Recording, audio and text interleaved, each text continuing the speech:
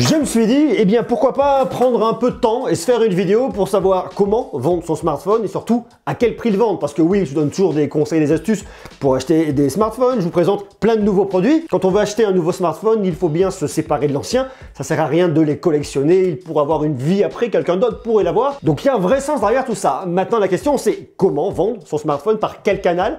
Est-ce qu'il faut le vendre directement vous de la main à la main? Est-ce qu'il faut le vendre par internet? Quelle est la bonne méthode? Est-ce qu'il y a des craintes à avoir? Donc ça soulève pas mal de questions. Et le deuxième point, c'est à quel prix vendre son smartphone. Il y a toujours une grosse différence entre le prix qu'on pense pouvoir en tirer, la valeur en tout cas qu'on attribue à notre produit, et la valeur réelle sur le marché, et puis surtout ce que les gens veulent mettre derrière. Donc je vais vous aider aujourd'hui à dégrossir tout ça. On va regarder où vendre votre smartphone dans les meilleures conditions pour en tirer le meilleur prix possible. On va donc se concentrer sur le sujet du jour, à savoir comment vendre son smartphone dans les meilleures conditions. Vous allez voir, on va être extrêmement pragmatique. Vous avez deux façons de vendre votre smartphone, votre ordinateur, votre tablette, ce que vous voulez. Le premier, ça va être auprès d'un particulier. Et le deuxième, c'est un vendeur professionnel. Dans le cas de la vente à un particulier, vous pouvez utiliser votre journal local pour vos petites annonces. C'est très à l'ancienne, on peut encore le faire. Je sais pas s'il y a beaucoup d'acheteurs qui passent par là, mais en tout cas, si vous voulez, vous pouvez le faire. Aujourd'hui, ce qui marche beaucoup, vous avez des sites comme Le Bon Coin. Le Bon Coin qui est quand même aujourd'hui devenu une référence dans son domaine et qui marche extrêmement bien. Vous avez également Facebook, je vous mets un petit FB pour Facebook, mais c'est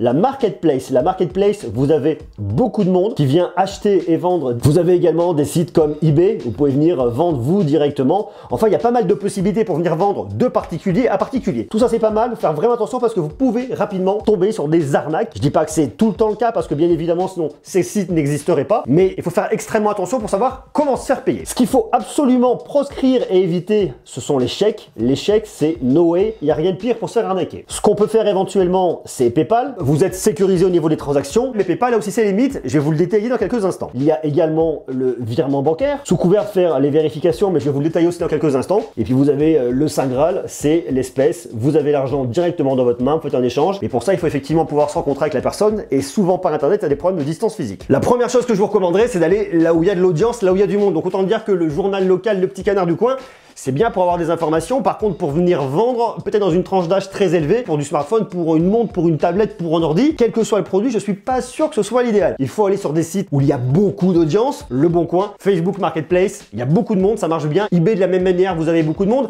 Il y a donc plusieurs solutions, plusieurs canaux à venir essayer et tester pour trouver celui en tout cas qui vous correspond le mieux. Bien évidemment, il faudra que vous fassiez vous-même la photo de votre produit, il faudra rédiger une description complète, sans faute d'orthographe, histoire de rassurer quand même un petit peu. Évitez de donner vos coordonnées, passer par les systèmes de messagerie des sites pour éviter qu'on vous passe un coup de fil en permanence et qu'on vienne vous déranger. Vous savez pas à qui vous avez affaire de l'autre côté. Il vous faudra fournir une attestation de vente. Vous faites en 2 exemplaires, un pour vous, un pour l'autre. Vendu-le, tac, tac, tac, tac, tac. Numéro IMEI, très important pour donner le numéro d'identification du smartphone. Donc on voit quand même qu'on a quelques contraintes. Après, vient la question délicate du paiement. Pour moi, le mieux, c'est l'espèce. Entendez-vous bien sur le tarif avant de vous rencontrer. La personne va juste être là pour vérifier que le produit fonctionne. Évitez les négociations sur place. Soyez très clair là-dessus. Si vous êtes à distance, vous avez 2 moyens de paiement qui fonctionnent bien, PayPal et le virement. Alors PayPal, c'est bien, mais faites extrêmement gaffe parce qu'il y a beaucoup d'arnaques qui circulent sur les sites, à savoir que quelqu'un vous dit « Ok, je vous écris, ce produit je le trouve bien, je vais même le payer pourquoi pas un peu plus cher que le tarif que vous en voulez. » Donc là, vous dites c'est extrêmement alléchant, ok, on y va. La personne vous dit « Je vous fais un virement PayPal, donnez-moi votre email. » Il vous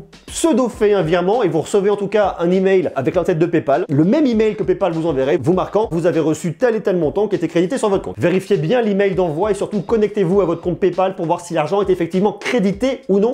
Il y a beaucoup d'arnaques là-dessus. Si vous vendez par PayPal et que la personne vous a effectivement payé par PayPal, il y a un point qu'il faut vraiment connaître, c'est que PayPal protège les vendeurs, mais surtout les acheteurs. La transaction est faite. La personne a le produit et au bout de quelques jours, la personne dit au final ce produit ne va pas, il y a un problème, je ne veux plus, je ne souhaite plus, eh bien je veux annuler. Il va donc contacter PayPal en disant je souhaite annuler, il y a un problème X ou Y, PayPal va faire l'intermédiaire et va trancher la plupart du temps pour l'acheteur en disant vous devez rembourser la personne, elle va vous renvoyer le produit. Ce que va faire PayPal, c'est qu'ils vont prendre l'argent de votre compte, ils vont le rendre à la personne. Ensuite, à la discrétion de la personne de vous renvoyer le produit, oui ou non. Et il faut savoir que souvent il y a des arnaques et que les personnes ne renvoient pas nécessairement les produits. Auquel cas, vous n'avez plus l'argent et vous ne récupérez pas le produit. Sauf si vous tombez sur des personnes qui, bien évidemment, sont bien intentionnées, mais il faut toujours être méfiant. Ce que je vous conseille à ce moment-là, si vous êtes à distance, c'est de fonctionner par un virement bancaire. Vous attendez que l'argent soit sur votre compte, vous appelez la banque pour vérifier et une fois que c'est OK, vous pouvez envoyer le produit. Donc ça, c'est vraiment les points à connaître lorsque vous êtes un particulier et que vous avez affaire à des particuliers. Et pour éviter tout ça, vous retrouvez les vendeurs professionnels. Du côté du professionnel, vous allez avoir tous les magasins qui sont dans votre ville, proche de chez vous ou pas, dont vous retrouvez souvent dans le nom le terme cash, qui vont racheter vos produits contre de l'espèce. Vous vendez votre produit rapidement, certes, mais par contre, vous n'allez pas en toucher grand chose. Ça, c'est vraiment à privilégier si vous avez besoin d'argent tout de suite, sonnant et trébuchant, et que vous ne pouvez pas patienter. Vous avez également des sites de marque, comme Samsung ou autres, qui vont pouvoir reprendre vos smartphones, sous couvert d'en acheter un nouveau dans leur boutique. Vous allez avoir également les sites des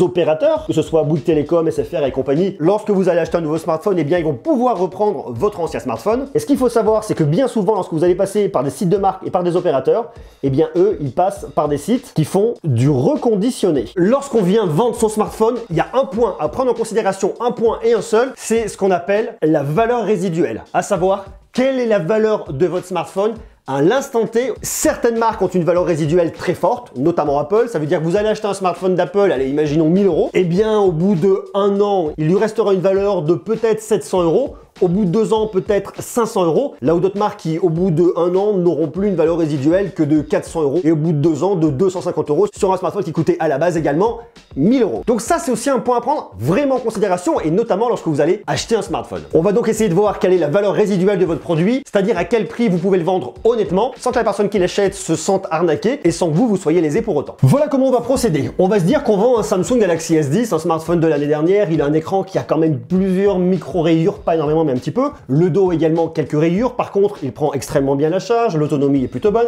les boutons fonctionnent bien. Voilà donc à quoi va ressembler notre produit. On va donc se connecter dans un premier temps sur Le Bon Coin pour essayer de voir à quel prix les gens vendent leur Samsung Galaxy S10. Que recherchez-vous? Je vais taper Samsung Galaxy S10. Là, j'en ai un. 400 €. Alors, je clique.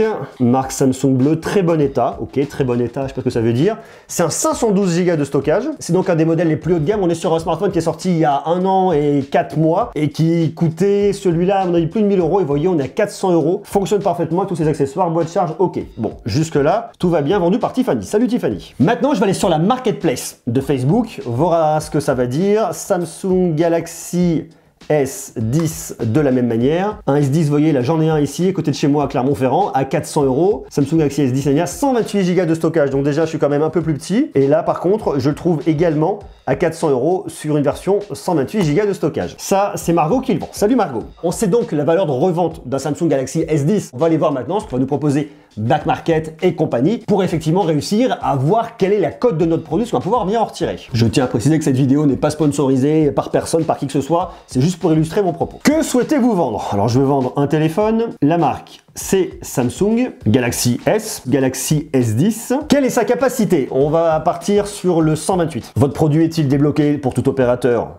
Oui. Et c'est là où ça devient très intéressant, c'est là où on peut souvent se faire avoir. Dans quel état est l'écran? Intact. Ça, pour moi, quasiment aucun smartphone n'est intact, même si vous cochez intact et que vous leur renvoyez, ils vont l'expertiser. S'ils estiment qu'il n'est pas intact, le prix va être baissé. Intact, pour moi, vous l'aurez jamais. Micro-rayures, rayures cassées. Et c'est là où c'est très très dur. Comment est-ce que vous pouvez juger si ce sont des micro-rayures ou des rayures? Pour moi, ce sont des micro-rayures. Quel est l'état de la coque? Il y a des micro-rayures également. Peut-être même des rayures. Mais bon, j'ai mis une coque de protection, donc on va dire des micro-rayures. Votre produit est-il fonctionnel? Bien évidemment. Et eux, ils me proposent à 334 €. Ça veut dire que potentiellement, le produit, je vais leur envoyer. S'ils considèrent qu'effectivement, il coche toutes les cases, eh bien, il me rapportera 334 €. Si par contre, ils considèrent que l'écran, il n'y a pas de micro-rayures, mais des rayures, eh bien, je passe à 300 €. Donc, dans le meilleur des cas, je toucherai 301 €. On va maintenant aller faire un tour du côté d'un site d'opérateur qui est Bouygues Télécom, parce qu'eux aussi ils reprennent votre smartphone. Entrez la marque de votre smartphone. Alors on va taper de la même manière Samsung Galaxy S10. Votre téléphone présente-t-il un extérieur abîmé? Non. Rayures ou impact superficiel? Oui. Rayures ou impact prononcé, fissure, fente? Moi je vais dire non. L'appareil s'allume-t-il correctement? Oui, bien évidemment. Les boutons et l'écran sont-ils fonctionnels? Oui, ils sont fonctionnels. Et là, il me le propose à 200 €.